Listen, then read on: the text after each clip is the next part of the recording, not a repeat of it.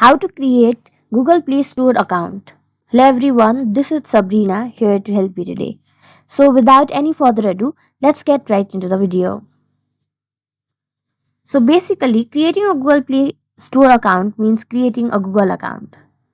And to do so, go to your Play Store or any of your Google account and then go to manage your Google account.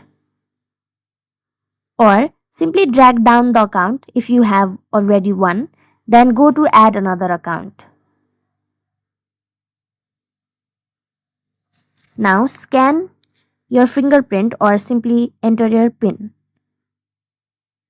Now go to create account.